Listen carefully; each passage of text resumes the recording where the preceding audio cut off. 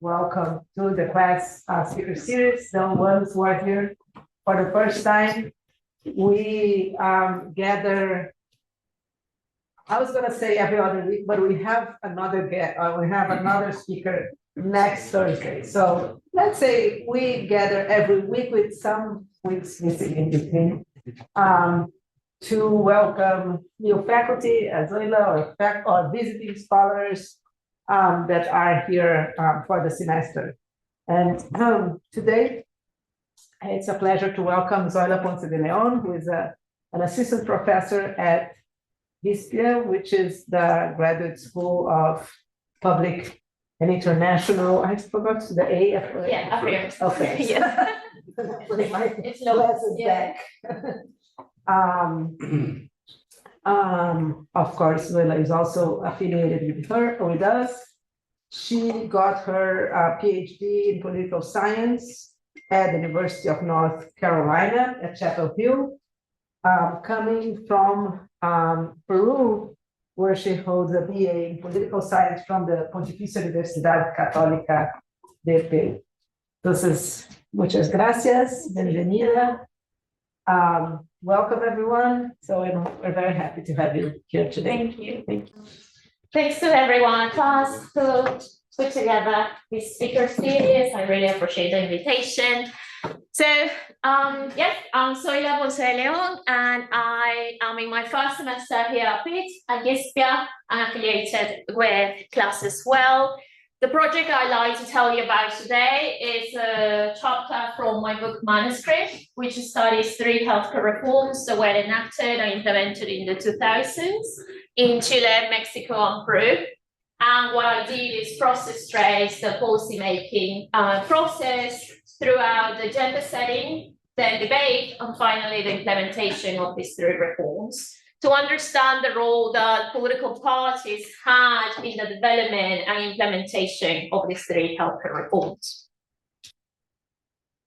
And then my pointer is working. Oh, there it is. So when we think about healthcare policy in Latin America, 2 key features that definitely come to mind are fragmentation and inequality.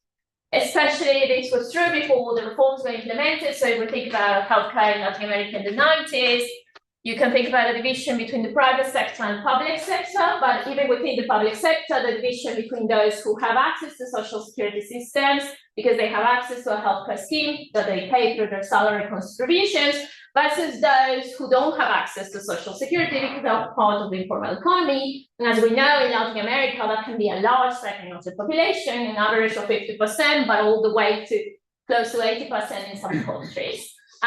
So you have different segments of the population, especially those in the informal economy who were unprotected. You have different segments who have access to different kinds of benefits. And unfortunately, that meant for many people that they were suffering diseases that were preventable, and they were suffering preventable deaths. And we see some desired changes, particularly in the 2000s. So I wanted to, before I talk a little bit about the reforms, I wanted to show you this picture. So this picture is before the reform is implemented in Peru. It's a public hospital in Lima, the capital of the country. And people who are queuing here are part of the informal economy. They don't have any insurance. They have no insurance at this point. And you cannot really see in the picture, but they are queuing all the way around the hospital. And this is around 3 a.m. in the morning. So they had to queue very early in the morning. And some of them are going to have to go back the day after because they're not going to be able to access the healthcare they need. And even though this picture is from Lima in Peru, it is representative of the struggle of many at the time in our region, where access to healthcare was limited for those who didn't have a healthcare insurance. And I wanted to highlight, right, that there was a desire to do something about it, and there were reforms seeking to expand access in the early 2000s, not just in the 3 countries I studied, Peru, Mexico, and Chile, but also in other countries such as Colombia, Ecuador, Venezuela, Argentina. But there was variation in terms of how the quality of these reforms. Some were better planned than others, some were more sustainable than others. And something that really highlighted the difference in quality of these reforms across different countries in Latin America was the experience that our countries had with the COVID-19 pandemic. So in the case of Peru, again, this is a picture of a public hospital in Peru, in Lima. We saw an already strained public healthcare system completely collapse during the COVID-19 pandemic. This is a picture where, as you can see, people are receiving healthcare attention in the parking lot of the hospital because there were just no beds, there was no infrastructure to provide the healthcare access that people needed during the pandemic. What this meant for the country of Peru was that by December of 2020 and all the way through 2021, even early 2022, Peru became the country, I thought my points would work, but it doesn't. Well, Peru became the country with over 2,700 deaths per million people, the country with the highest mortality rate due to COVID-19 in the world, not just in Latin America, but in the world. And if you compare that to a country like Chile, who had also implemented a healthcare reform trying to expand access to healthcare, had a system that was a lot better prepared to deal with the required healthcare that people had in during this pandemic, with 836 deaths per million people, very, very different to what Peru had experienced. So the experience that countries like Peru, and Peru is not the only one that struggle, of course, makes us wonder, what is the cost of reforms that promise so much, promise to expand access to healthcare, but fail to do so? And of course, in just a few words, well, these reforms definitely do cost people's lives. So what do we know about healthcare reforms? What do we know about successful reforms? We have a very rich body of literature that has highlighted the importance of left-wing parties.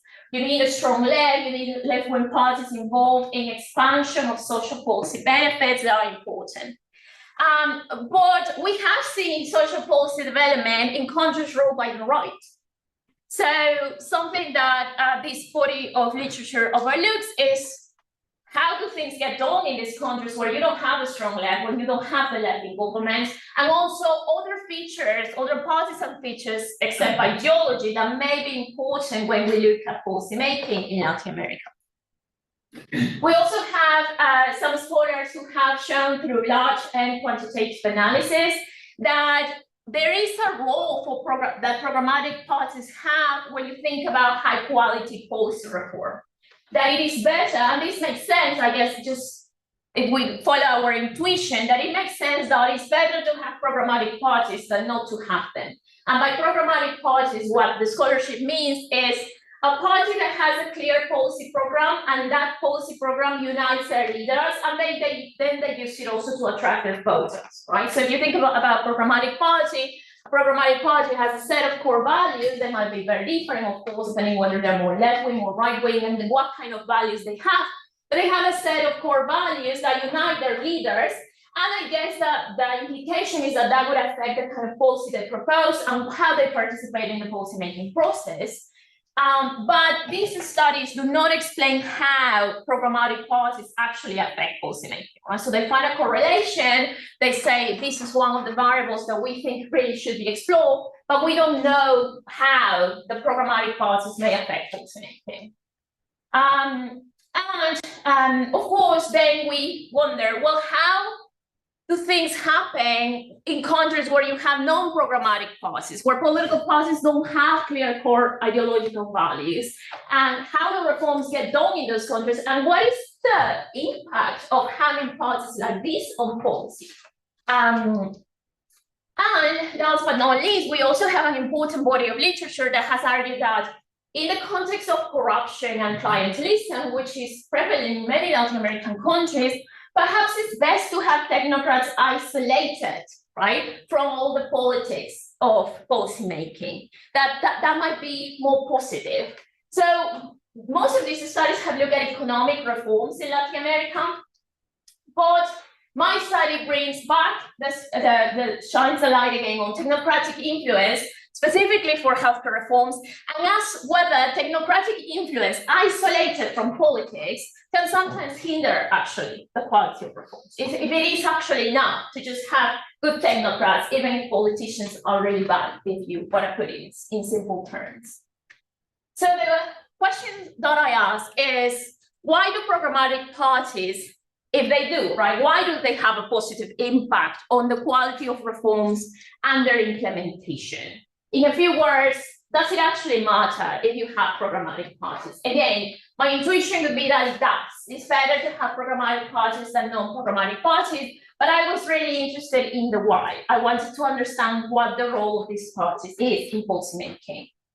So how are reforms adopted also in the context of non-programmatic parties? Because countries that don't have programmatic parties, countries where parties lack these policy programs, are still getting things done. Reforms is still passed. How does that happen? And what is the impact of having non-programmatic parties during the policy-making process of these reforms?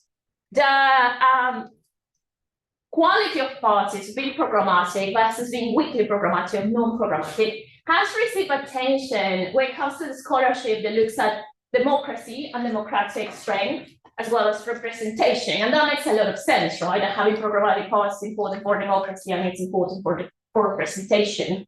But we have seen very little attention paid to that feature of parties when it comes to policymaking, which is what I'm trying to do.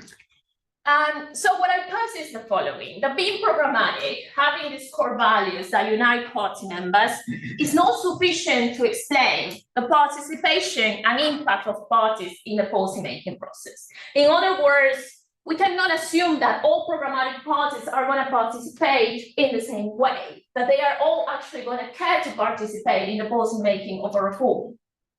But instead, programmatic commitment to the policymaking of a reform only will appear when a core value or the core values of a party connect with the policy in question.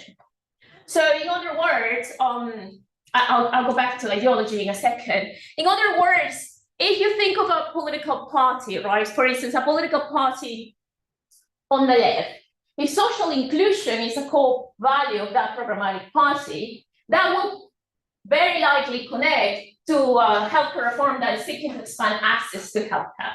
Therefore, I would expect that party to participate in the policy-making process, to care to have an input in it. Whereas if you think of left-wing parties that don't hold social inclusion as a core value, think of the left in countries like Peru, I wouldn't expect a party like that to care to participate. If we think about political parties on the right, or even if we continue to think about political parties on the left, think about the political parties that have social inclusion as a core value, but when it comes to reforms that don't connect with that value, such as environmental protections, we haven't seen those programmatic left-wing parties in Latin America really care much about environmental protection because we lack that connection. So we have not seen that programmatic commitment to the development of those policies.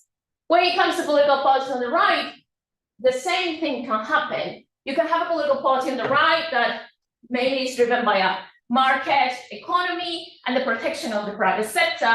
Those parties will engage in a reform trying to expand access to healthcare because they want to protect those interests.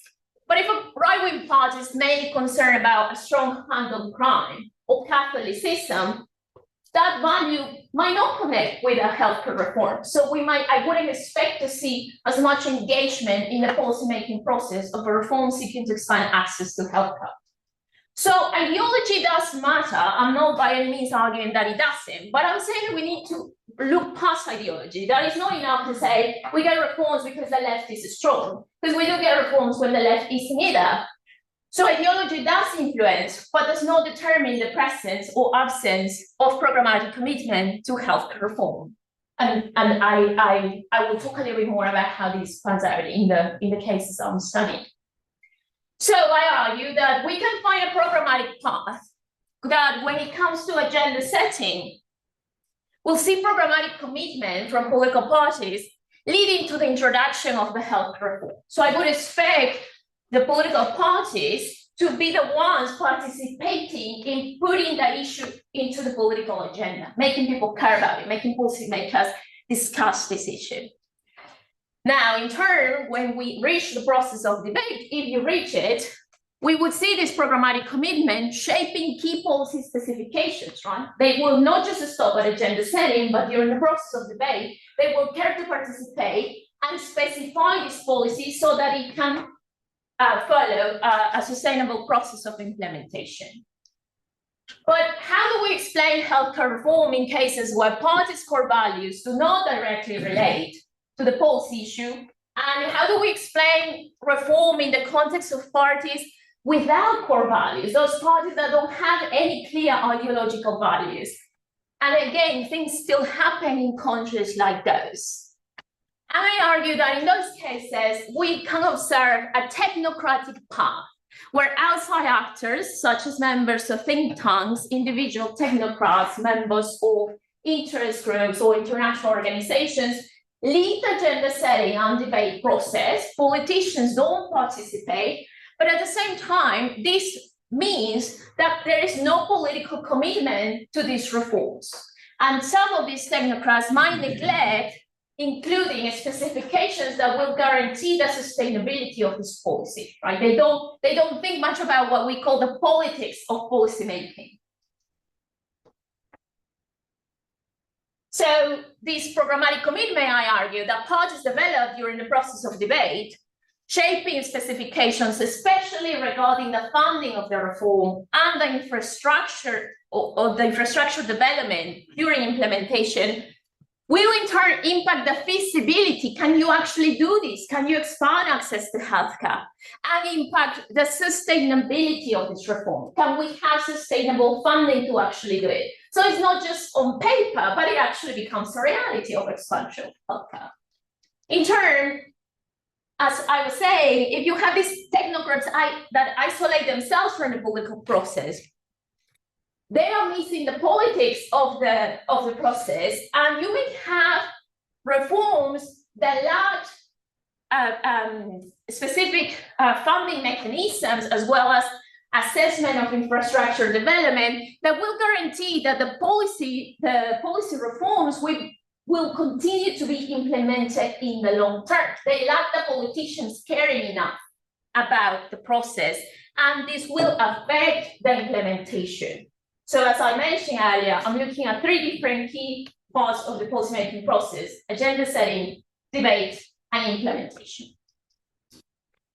So in what cases do I test my theory? I studied 3 healthcare reforms that were discussed and then enacted in the 2000s in Mexico, Peru, and Chile. The reforms that I study, I'm happy to talk more about them, but I've just mentioned them, is the AUGE in Chile, which stands for Universal Access with Explicit Guarantees, or Acceso Universal con Garantías Explícitas, the Seguro Popular in Mexico, or Popular Insurance, and Universal Aseguramiento Universal en Salud, or Universal Insurance, Universal Health Insurance in Peru. The variation I seek to have with these studying these 3 reforms that are quite similar in terms of the reforms that are similar in that they are trying to expand access to healthcare. They're trying to expand access to healthcare in terms of the population. They want more people to be covered, but they also try to expand it in terms of what diseases can we treat, right? So what diseases can be treated for these people that are going to be covered. But my variation is sought regarding the parties that were in power during the agenda setting and debate of these reforms. So in Chile, whereas they had a programmatic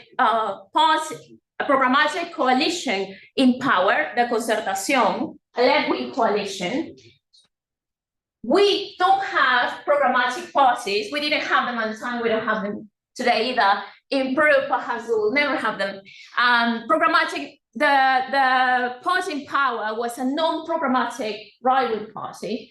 And in the case of Mexico, we do have a programmatic party in power, right? So this is important for me to try to understand how the presence of these 2 parties could vary in terms of one being programmatic versus the other one not being programmatic, and having the core values related to the policy or not. So again, whereas in Chile, we see the core values of the Concertación, being connected to the policy in question, the policy of expansion of healthcare, we don't see that in the case of Peru and in the case of Mexico. At this point back then, in the 2000s, Chile was one of the few countries, according to different experts who study political parties in the region, one of the few countries, not the only one, but one of the few with programmatic parties. Peru has traditionally been considered a democracy, back then at least, democracy without parties, and Mexico is a little bit more of a mixed case, or was more of a mixed case. And again, I want to highlight that most studies looking at social policy, specifically healthcare, tend to look at parties that have a strong political countries that have a strong political parties and that have a strong left. But we don't know a lot about these so-called democracies without parties, and we know little about countries where the right was in power when we see social benefits expansion. The dependent variable I care about is the quality of healthcare reform, and for that, I identified key specifications that will impact the quality of these reforms, and that is sources of funding. How are we going to fund this? Where is money going to come from? And an infrastructure assessment. What do we need to do to fill the gap so that we can effectively expand this access? During implementation, I traced how these two specifications affected the process of implementation, particularly looking at funding consistency, infrastructure development, so whether more infrastructure was developed or not, and effective access, so whether people were actually able to expand their access to the healthcare service that were promised them because of these reforms. I process-traced the development of these three reforms through agenda setting, debate, and implementation during 12 months of fieldwork in Santiago, Mexico City, and Lima, which included over 150 in-depth interviews with political elites, technocrats, and leaders of interest groups, as well as like archival research in executives and legislators, and newspapers, and statistics on the implementation of these reforms. So what did I find? Now the most important one. What did I find? In terms of agenda setting first. So I find that in the case of Chile, we have, pardon me. In the case of Chile, we have a committed left-wing coalition putting the issue on the agenda. So it is this group of parties with the leadership of then President Lagos who will discuss this before they come into power, will have it in their the program of the coalition, and they will discuss it at different points during presidential speeches when the president gets elected, and they will be the ones to put the issue of the reform, to take it to Congress and say, we need to talk about this. So they will create a reform commission that will include politicians from the different parties, as well as different technocrats that are tied to the different political parties in power at the time. So they will introduce reform. So what did the parties do in Mexico and Peru? Very little, close to nothing, right? So the political parties were not responsible for placing the issue of healthcare reform in the agenda in Mexico and Peru, but someone did it still, right? So it still happened. And in the case of Mexico, it was technocrats from FunSalud. FunSalud is the Foundation for Health. It's a think tank financed by the private healthcare sector in Mexico. So leaders from this organization will be the ones placing the issue in the agenda. Whereas in Peru, it will be technocrats from USAID who introduced the issue into the agenda. And this is discussed not just by, of course, these technocrats themselves, but by the members of the different political parties. So I wanted to show you just a little part of some of the interviews that I conducted. Oh, it's not working. Doesn't want me to show you the interviews. It is connected to your, I mean, it's the same. Yeah, it's the same. Okay, there it is. Yeah, it just takes a second sometimes. I don't know why. Trying to. It is trying to think. Yes. So the syntax of the interviews I want to show you are from Peru. So AUS, the reform in Peru, was proposed by PRICE. PRICE was a USAID project, and then taken on by the rival parties that were in power at the time. Well, APRA was in power, had the support of UN. And this is an interview with the former health minister of Peru and also former USAID consultant. 3 key USAID consultants will become health ministers of the country during this time, 3 of them. And of course, as I said, well, this comes from the health minister himself, but this is corroborated by the main APRA, the party in power at the time, advisor in Congress, who says, yes, PRICE already had an outline of how ours should be, and they brought it to us, right? So we don't really see a lot of participation from the political parties in the cases of Peru and Chile. But what about debate, right? So maybe they only neglected to participate when it came to agenda setting, but perhaps it was different during the debate process.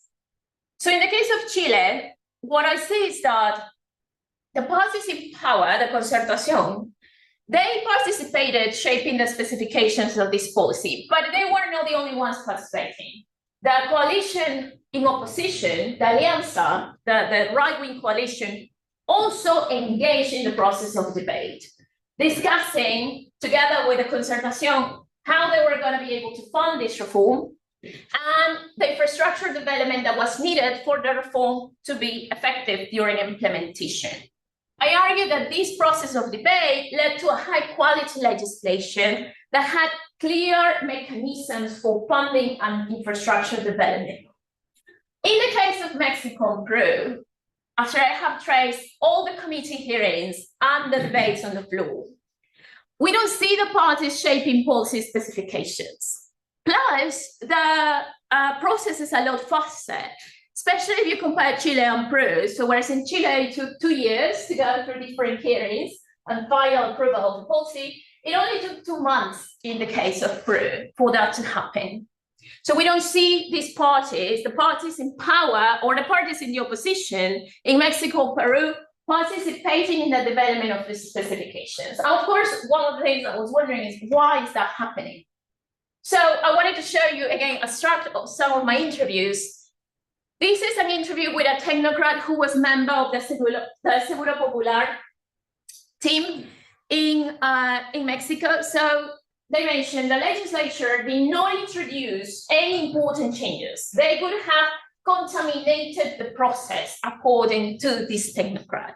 But again, it's not just a technocrat, but this is corroborated by several interviewees, such as PAN leader, the party in power, the PAN leader and president of the health committee in Congress at the time, who says the meetings were not necessarily discussions, rather just to create awareness, meetings that were conducted by the Seguro Popular team. So there is this sense that it was best, according to some of the technocrats in Mexico and in Peru, that it was best not to have the politicians participate. There is this very patronizing way in which technocrats see politicians as unnecessary and actually contaminating of a process of reform.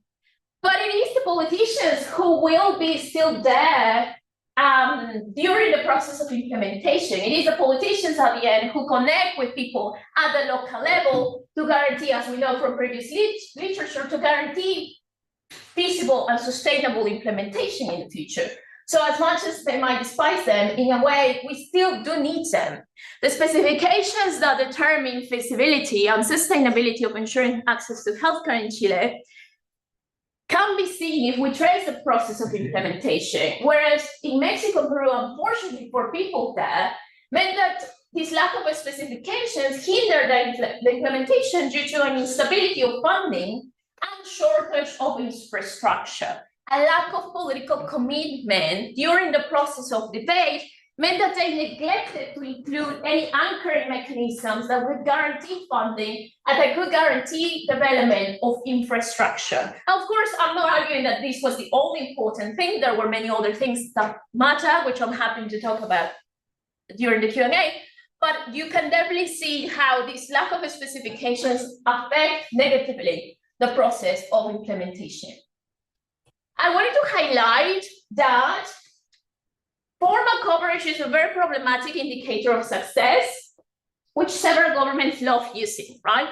Saying if you look at the population who have health insurance now, it has increased so much in Mexico and in Peru, and it increased in Chile as well. Of course, in Chile, they had, before the reform, they were already covering more people than the other countries. But formal coverage can be very problematic because it means that you're covering on paper, but it doesn't mean that you're actually able to access the services that you're being promised. Whereas when we look at funding, and this is public health expenditure as percentage of GDP, but it's a very similar graph for the funding specifically for each reform in each country. Whereas we see a sustainable growth in the case of Chile, it's a lot less constant, a lot less sustained in the cases of Mexico and Peru. We have not seen, because of this lack of funding mechanisms, clearly anchor funding mechanisms, we have not seen sustained funding in the case of these two countries. I just want to highlight that 2004 was when the Chilean and Mexican reforms started to be implemented, whereas in Peru it was a little bit later. It was 2010. In Chile, we saw a growth in informal coverage accompanied by a parallel development of infrastructure and growth in human resources.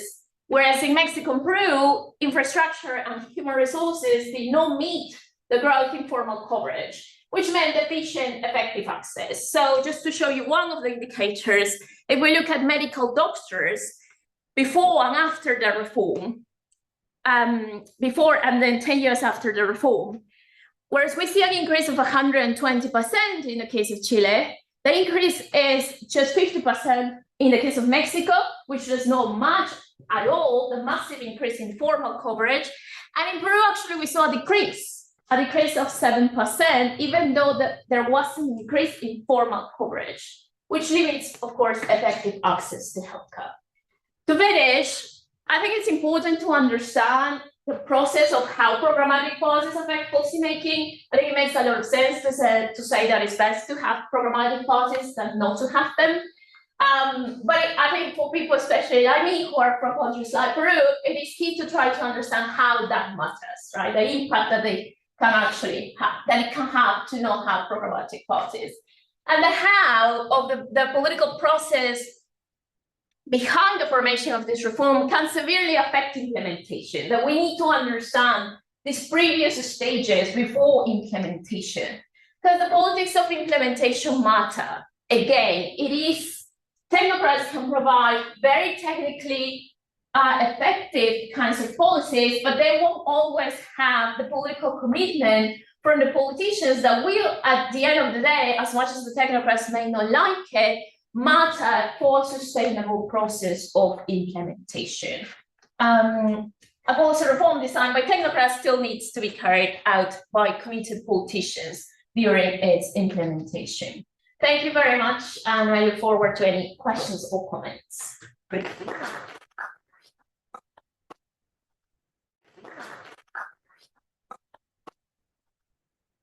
So the floor is open. Does anyone want to start? Yeah, I have a question. Could you put the slide with the Zoila thing there? Mm-hmm. Yeah, no. This one? No. No. Yeah, The case no, or before. Yes. this one?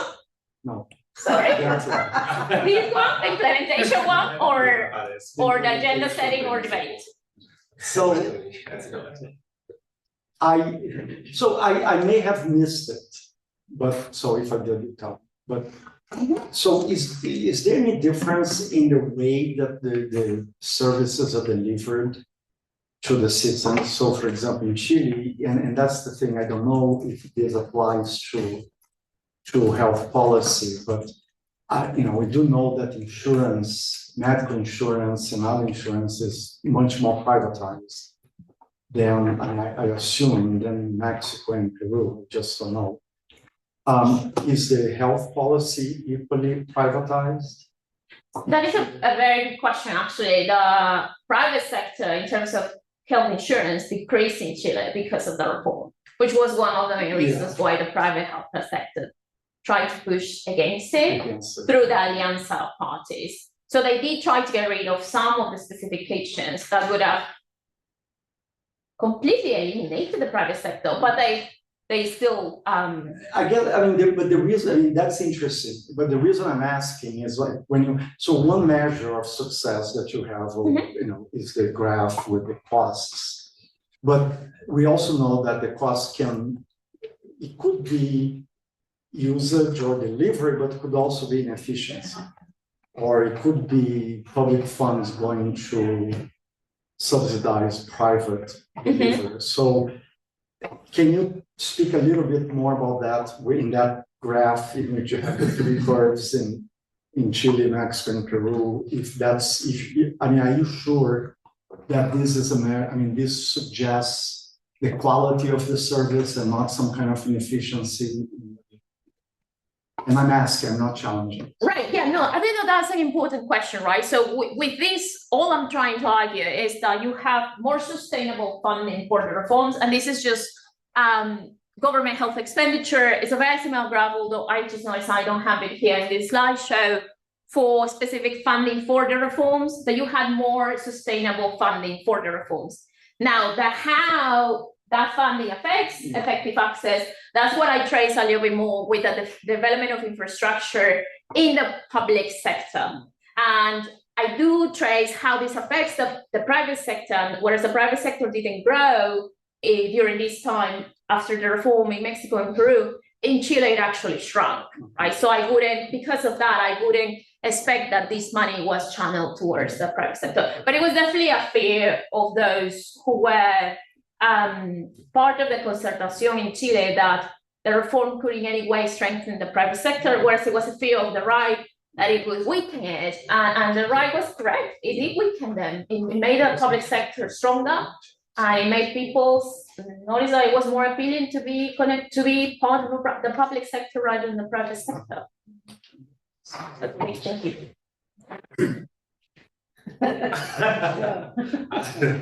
I'm obligated to ask a question. Oh, thank you for your presentation. It was very insightful. And I was wondering, like, I have one question that's how do you define like the parties, especially like what you call the programmatic parties, since you're dealing with three different countries and over a long period of time. So how you make this decision? Yes, thank you so much. So one of the things that I look at actually is the core values that they had, which I trace with the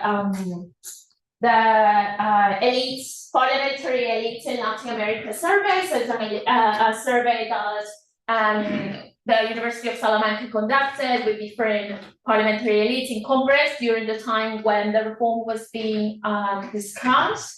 So I look at different core values that are present within the parties or not, mainly by looking at how coherent the parties are. So do they tend to have a larger standard deviation or not when it comes to key questions such as the role of the state in the provision of social benefits, the role of the state in the economy. And I use that, but I also use literature from different, especially qualitative work that people have done in Chile, Mexico, and Peru, that try to trace whether these parties have core values and what they might be. So a lot of the work that I use for Mexico, for instance, discusses how PAN is a programmatic party, but the core value that they have is Catholicism, right? And how Catholicism traditionally for Mexico, as well as for other Catholic parties in the region, has meant a very conservative position on social issues. That's why we've seen them be highly anti-abortion, as well as anti-reproductive rights in general, anti-marriage equality and LGBTQ rights. But it hasn't been a core value of the right. Pardon me. That has been a core value of the right in the case of Mexico, and then in the case of Peru, all this work shows that political parties in Peru lack core values, right? That they are all over the place. The politicians are all over the place. One even wonders what it is unites them. And of course, then there's another issue of what unites political organizations in Peru. So that is what I use. I don't know if I answer. You did. Yes. Thank you. Thank you. I think there was another question at the back. You Well, your findings are very interesting, but I must say and they lead to a question. As the technocrats have said, the government would only interfere with this process. What then do elected officials in Peru do if they don't legislate programs that help the people? That's a very good question, Rob. What are they doing? Yeah. So they still have to vote on these things, but they seem, and this is of course that would be a completely different study, but according to people who have been studying political policy in Peru for a while, they seem to be more concerned with very short-term kinds of policies, right? So these more long-term expanding access to healthcare can change the lives of people, but of course it will take a long time.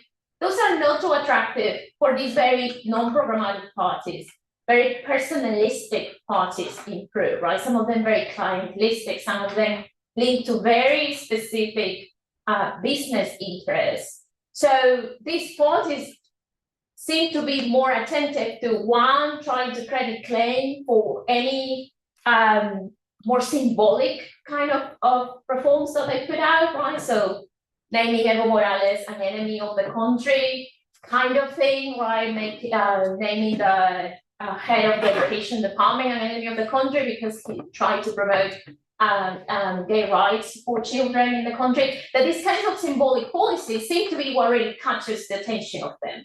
But that when it comes to large reforms, such as healthcare, if there is nothing controversial that can make them hooked, right? Or they're like these little kids that are hiding candy, right? That they need to get hooked onto something. But if it doesn't make them hook, and there is no command from the leadership of their parties that they should be part of it, because this is being left to the technocrats, they are completely disengaged. And the disengagement, of course, I trace through looking at their participation in the committees, right? The transcription of their participation, the participation in floor debates, and then interviews with them as well, which, yes, generally show very, very little knowledge of what the reform was about. They do remember that they passed it, and the people that work for them, they remember a little bit better, but they also remember that it was USAID and these technocrats who came and said, this is what we're doing. And they were like, well, but that sounds good. I mean, healthcare is good. So, yeah, so it is a good question. The sad answer, I think. I have a question too.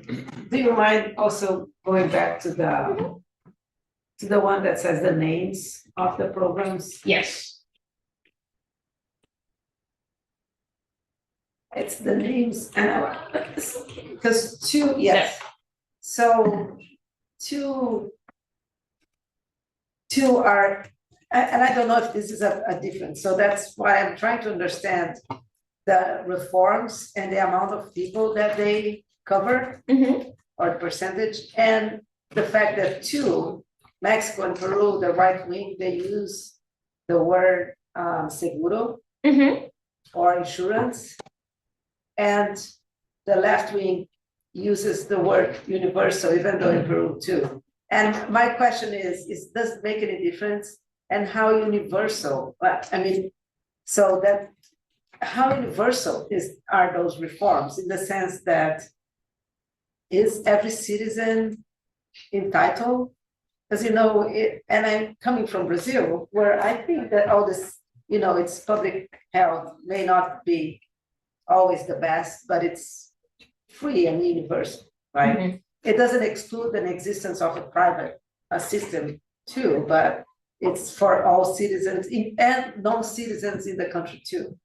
So what does it mean? And then when you show the coverage that it's not 100%, I was like, so what's the other? Who are the others? And why they're not part of the system? Yeah, so to answer to the last question, right, how universal is it? That's something that scholars such as Juliana Martinez Franzoni and Diego Sanchez Ancochea discuss a lot. Why do we see these reforms appearing in Latin America that call themselves universal, but one is they don't actually become universal, and there is not actually much of an intent to become universal. So if you look at the description of the reforms before they are approved in these three countries, there is no discussion of creating a universal system such as SUS in Brazil or such as the system that Canada has, right? So that is not the intention. They use the word universal according to Sanchez and Cochea and Persone, because one is a good hook, right? It makes it sound very good. And because they think it's accurate enough, because they want to one day reach the whole population, and they want to one day be able to cover almost all diseases. But that's more like a futuristic desire. But yes, to be accurate, it is not, right? So Franzoni and Sanchez and Cochea actually argue that there are very, very few reforms that you can call universal in Latin America. Brazil being one of them, Costa Rica, Uruguay. But other than those, it is inaccurate for us, and that's why I don't. In my work, I talk about expansion of healthcare, even though the reforms call themselves universal. But how do they exclude? Sorry, just how do they exclude people? I mean, like, is it a target? Is there like a category of people who are not covered, like peasants or? Anybody could join. So it's universal in this sense. In that sense, yes. So anybody could join, right? It is something that it is more appealing for those who are below the poverty line because they will not have to contribute anything to the insurance scheme. So the ones that are answering your second question, right? Who is missing that? Are those who would still need to contribute very little, however, in the three cases, who would still need to contribute, so they call it a contributory system, el sistema contributivo, contribute very little. They have to contribute more if they have private insurance, but they either prefer to have private insurance because there's the sense that it's of better quality, or they just prefer not to have any insurance at all, because they're generally healthier people. And they would be like, in my non-specialist categorization, either low middle class or a little above. Yes, even high middle class, right? People who just neglect to have insurance, right? Who think it's better to go out of pocket on a need-by-need basis. But I not that I care about defending these programs, but I think they meet the definition of universal. I mean, the fact that people can opt out. So Brazilian, though. What kind of Brazilian? The fact that they can opt out may be an aspect that hinders to me, a non-universal program is a program that, it existed in Brazil, like healthcare until, I don't know, 70, was not extended to peasants or to domestic service. So that is an exclusion. But that in Brazil, middle-class people, they prefer to buy private insurance and they never set foot in the SUS, but, but that's their problem. Yeah. May I ask, I'm interested since all the Brazilians are talking. I have a discussion about the funding. How are the systems being funded? Usually like it's a systems contribution. So the constitution, like there's, I don't know, a budgetary thing about this or not?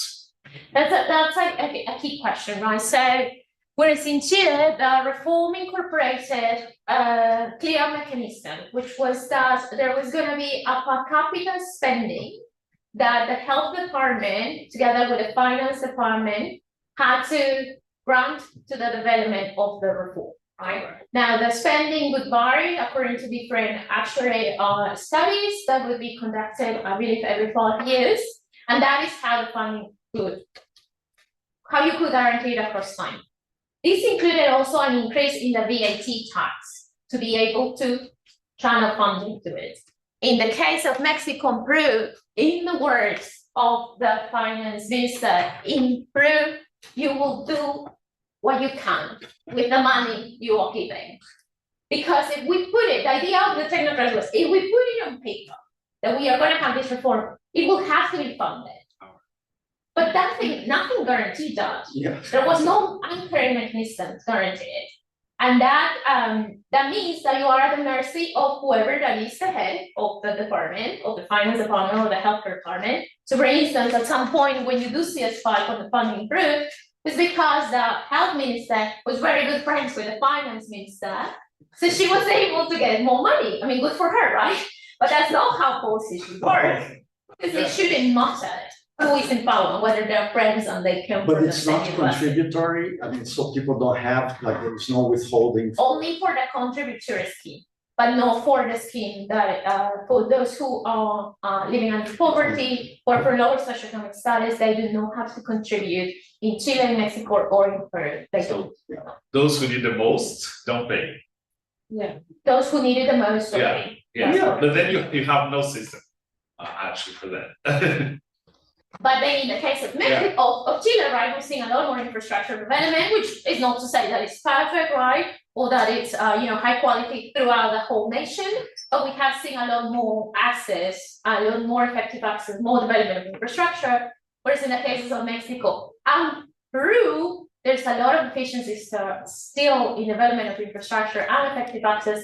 And unfortunately, that affects mainly rural areas and areas farther from the capital in both countries. So can I mean, okay, I wanna be a little annoying. Because I have a little, I don't like the fact that Chile is becoming like the model that, that now we used to look at Europe and now it's like, oh, look at Chile, it all works. And so I want to push you just because I'm ignorant about Mexico and Peru. So you said that there is a contributory part in Mexico. So take the entire population. There is a segment of the population that is exempt from contributing. Yes. And they are beneficiaries. And then you have people above that line that they are forced to contribute because they have money taken from the paychecks.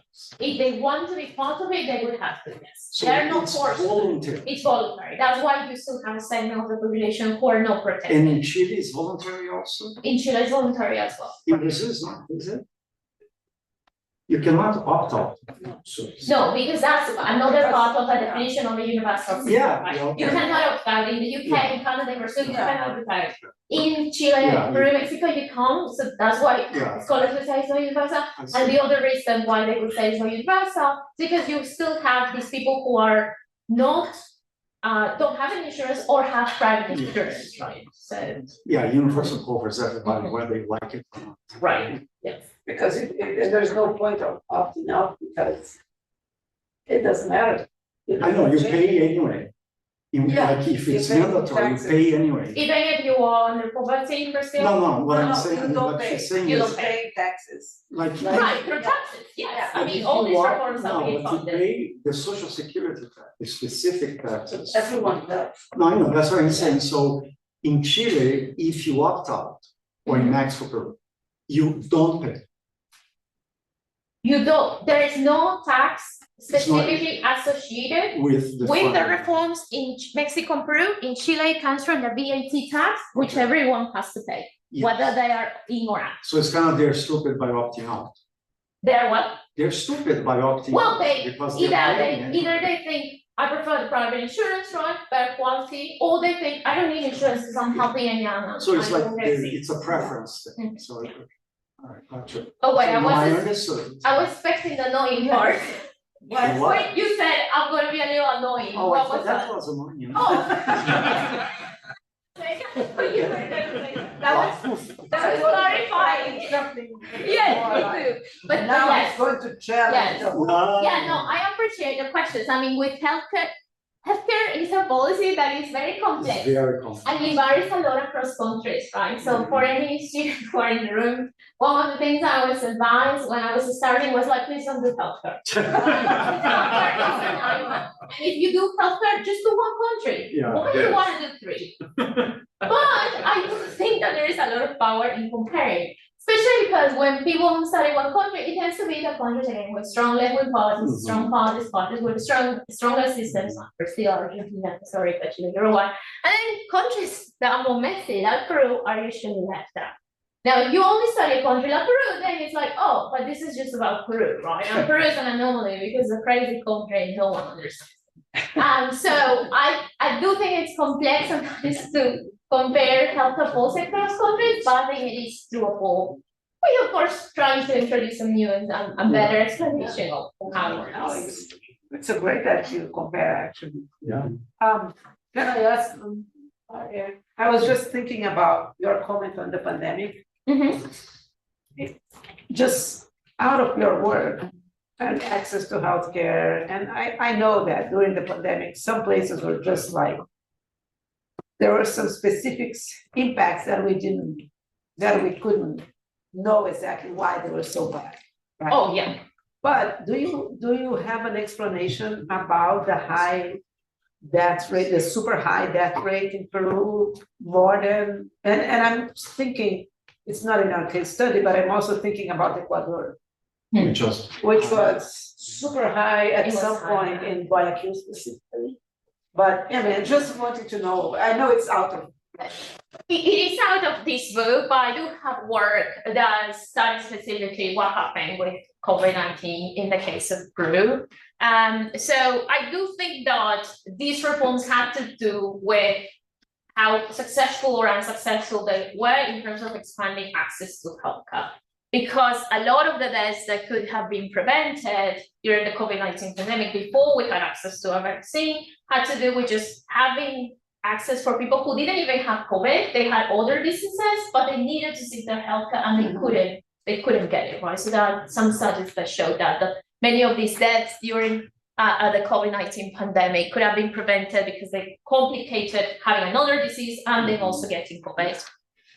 Then once you get the vaccine, as maybe some of you might know, Peru was praised for being very fast, being very quick and trying to get the vaccine to people, but that stalled very quickly. And then a lot of misinformation prevented people from actually getting their second shot and even getting their first shot.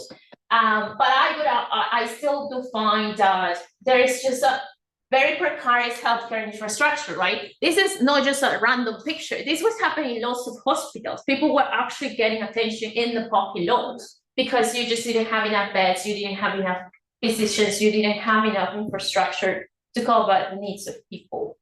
I do not know exactly about the case of Ecuador, so I wouldn't be able to speak about that one.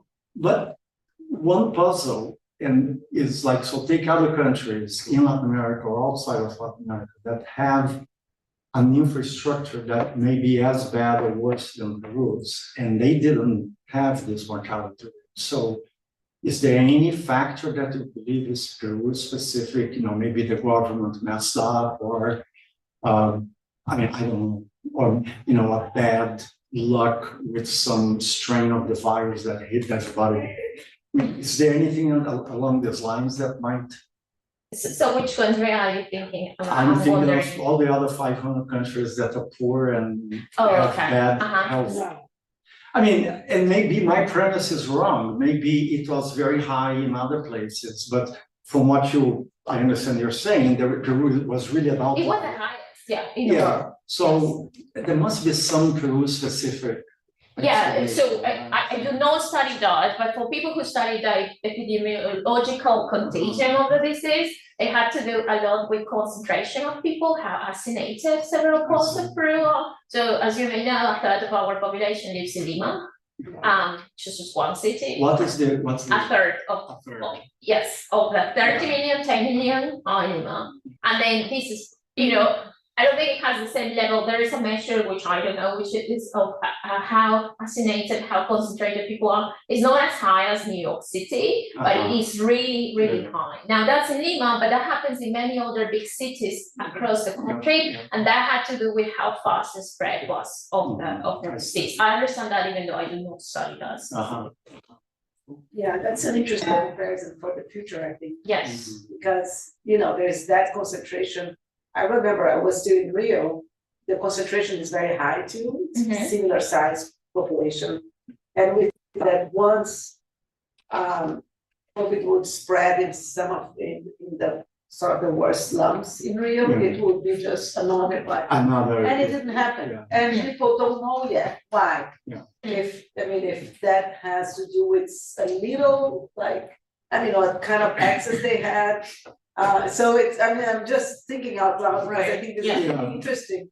To find out what exactly led to. What are the factors that contributed to and for that, you have a very good case if you need to make the Compare. point of why comparison is Right. important, right? No, because Yeah. even in cases like Rio, the cities that were, you had a lot of concentration, you had a larger spread, but you didn't have the same death rate. Yes, No, exactly. yeah, exactly. And I just find this interesting, you I know. mean, I wonder if For the there is, future. I mean, there may be some, I mean, I don't know if there's a fact even true, but there may be some in terms of not dying and as opposed to being infected, Mhm. if having previous vaccination, or if you have, levels of nutrition. I mean, I don't know. I'm just Right, wondering, yes. Right. So, Well, yeah, this question. is super interesting. Thank you so much for And like. thank you very much. We will continue. We'll have another discussion next week on Thursday. Do you know the title I don't know, but it's very interesting. Very interesting, it's my colleague from Brazil, Yes. same university. Yeah. Oh, yes. So I hope to see you all on Thursday, if not before, probably before. Thank you. Thank you. Thank you.